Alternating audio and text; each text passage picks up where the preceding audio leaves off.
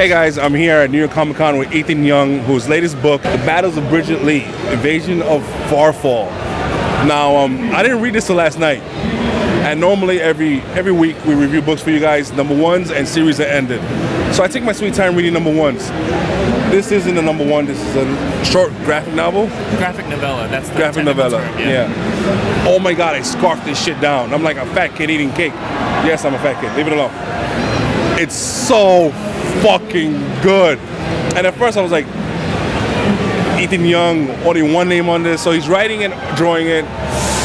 It's gonna be rushed. It's gonna be like some horrible, boring shit. I mean, you just never know.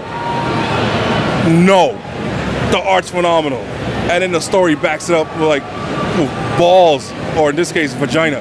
And oh my God, shit, dude, where did this come from? Well, The Battles of Bridget Lee, I don't know if you noticed, is also a little bit of a sci-fi allegory of the Mulan folktale, which was my mom's favorite folktale growing up. So for legal reasons, we actually couldn't use the name Mulan, and it was mainly because Dark Horse already published the Mulan comic several years ago, and so it would be kind of weird to put out two different Mulan comics.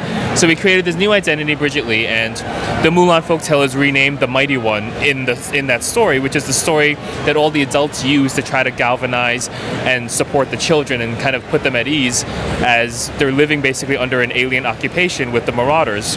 So with that, I basically, built this whole new world, and Bridget Lee, who's this ex-combat medic, and now she's essentially retired, and she's a nurse taking care of all these orphans and all these seniors. And when the Marauders hit, basically, you're waiting to see, will this reluctant hero pick up the sword again, pick up the laser gun again.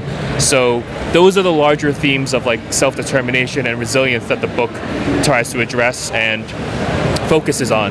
But I'm really glad you enjoyed it. I'm glad that you got it. I tried to even though my books, like the one you're holding, Nanjing, The Burning City, even though both of my books kind of deal with more serious themes. This one being true life. Yeah, true life, historical. I still want to undercut it with things that you will find entertaining. And in Bridget Lee's case, it is the sci-fi action.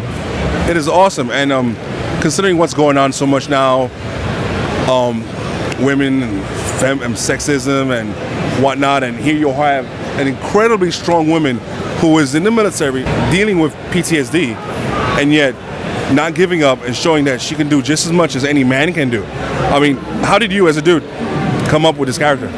Well, in many ways, she's inspired by just a lot of the women in my life. Not just like my mom, who she grew up in communist China. She had a very hard life, and when she came here to essentially have a third kid, because there was a two-child policy in 1982 when she got here, and then she really wanted a daughter, but then she ended up having me. So the book also touches upon the one-child policy in China at the time, in the mid-'80s, which resulted in this huge initial explosion of female orphans.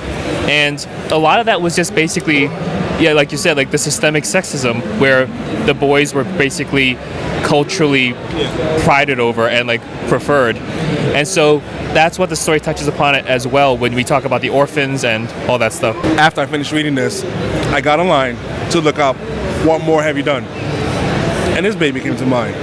Now, I first learned about this with that Christian Bale movie, The Flowers of War. Yeah, and I read after that about the rape of Nanjing, and you kind of hate the Japanese after that for a while. But why me to touch such a subject? Well, that book you're holding is actually, even though it took me 2 years to finish that, it's really 2 years plus a decade. It was one of the first books I tried to do after I quit college. I was really arrogant, and I thought, I could do this. I read Iris Chang's The Rape of Nanking. I read that book. I read John Rabe's diary. He was the Nazi in Nanjing at the time who was helping to save the Chinese refugees. And so I thought, okay, I am skilled enough to do this. But I wasn't. When you're 20, you think you're really skilled, but you're not. So as I basically developed my freelance career and grew up a little bit, in 2013 came along, and I felt, all right, now is the time to pick up this project again and really develop it and expand it and see if I can create the graphic novel that is both respectful but at the same time engaging enough for a modern audience. Awesome. And dude, I can't wait to gobble this up too. Now, Can we expect more from Bridget Lee? You created a hell of a universe, and there's so much to tell, including this 13-month-long battle you mentioned in there. Yeah, I mean, I would love to actually expand on it and create more elaborate stories, more volumes that touch on the world. Much like anything, and this is the boring part, it all becomes a numbers game. It is how many people are buying it, and is there a demand for it. So far, like, you know, it's really new right now. The book just came out a couple of weeks ago, so, you know, hopefully the sales are strong, and, you know, whoever's watching, please buy the book. It's available in bookstores, comic stores, Amazon. So yeah, if that's the case and there's a demand for it, you will definitely see more Bridget Lee. Awesome. How can our fans get in contact with you? Get in contact. You can find me on Twitter, Instagram. Yeah, just look up Ethan Young, Google me, and stalk me online. That's the best thing you can do. Thanks, man. Thanks a lot. Appreciate this stuff. You're talented, man. Thank you. Thank you so much, Ramon. Native New Yorkers here. You know it.